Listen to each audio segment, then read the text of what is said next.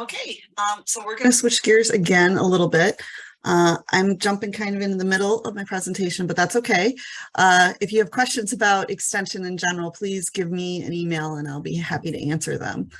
But we're going to talk a little bit about how Virginia Master Gardeners can help with community gardens. So Virginia Cooperative Extension Master Gardeners are trained volunteer educators, and as with everything else in extension, we are research-based, so Master Gardeners are trained in the most recent and involving best management practices.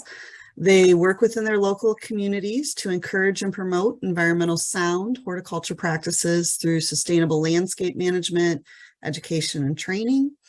All volunteers are trained through expert-run horticulture classes, and they return at least 50 hours of volunteer community service every year. They do that with their local extension office through community projects. They also need to they also have annual continuing education credits that are things like Master Gardener College. They can go, oops, wrong way, they can go to. So I want to make sure that I emphasize that extension strives to respond to the needs of the community as well as meet people where they are. So if people are just starting to garden, or if they have limited mobility or just a patio, extension can provide all sorts of educational opportunities through our publications on how to start a garden, or we can even have like an agent come out and visit you, or a master gardener if you have them in your area. We can support community gardens the same way. If there is a Master Gardener program, that's a huge shot in the arm for that type of programming. Extension as a whole has been involved in many types of community gardens, gardens that have plots for individuals or families. We have worked with youth gardens, both in and out of schools. Some locations have had classes for individuals or families in gardening sustainability.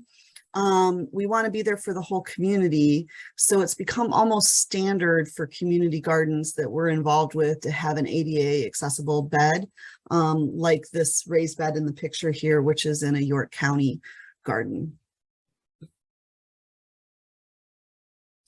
I wanted to talk a little bit about some of the Master Gardener projects and community gardens we've had in the past. The Strasbourg Community Garden, when their garden was started by their Soil and Water Conservation District in 2018, 90% of Strasbourg was in a food desert. They have a 5,200 square foot garden where they use many sustainable best practices such as no-till, sheet mulching, rain barrels, and they also have ADA wheelchair accessible beds. When garden pests are an issue, Master Gardeners help with plans for beneficial insects or companion planting. It's a true community garden because it's supported by schools, churches, and Boy Scouts. Also, several of the Northern Shenandoah Valley Master Gardeners present educational lectures on a weekly or monthly basis, and workshops for new gardeners. Extension agents provide food preservation workshops and food demos and new ways to use the produce produced in that garden. In Page County, they have a cooperative style community garden. It has turned out to be a great place for senior center groups to come and get some exercise, as well as work in the garden and take home some produce. They've been so successful that they are able to offer free market Fridays where produce is distributed for free at their local farmers market, providing that opportunity to community members, especially low-income community members, have access to fresh produce and learn about the community gardens to see if they want to become involved. York County has an extremely successful community garden. They're about to put in a second one in an area that's considered closer to a food desert or actual food desert. I'm not sure on that exactly. Their garden plots are only about $15 to $25, but in the next garden that they're putting in, it's going to be even less per garden plot. And their county actually provides the irrigation and built the fences around those gardens. At those gardens, Master Gardeners do the walkthrough, talk about what they need, what they have to do to start their plots, and are always on call for any garden-related issues. Also, a lot of counties are doing this, and Henrico just did a really good one for garden growing family programs, which are offered where families learn about gardening, harvesting, preparing, and storing the food in the garden. And their Master Gardener programs are usually there to provide timely information, especially about specific things that might be happening in the garden at that time, what kind of insect pressure there is, or issues with vegetables because of weather or something like that. So some of our Middle Peninsula counties do already have existing Master Gardener chapters.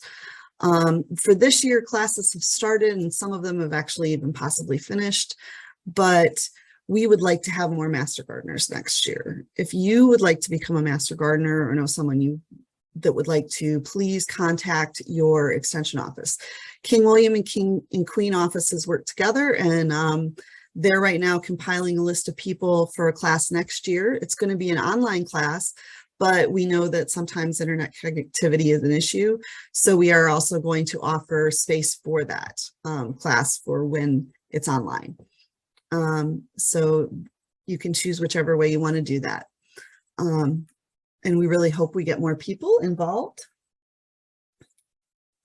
These are all of the different extension offices on the Middle Peninsulas and the agents that are working in them and the contact information. And so if you'd like to become a Master Gardener, please contact your local extension office. If you want to work with a community garden, contact your local extension office.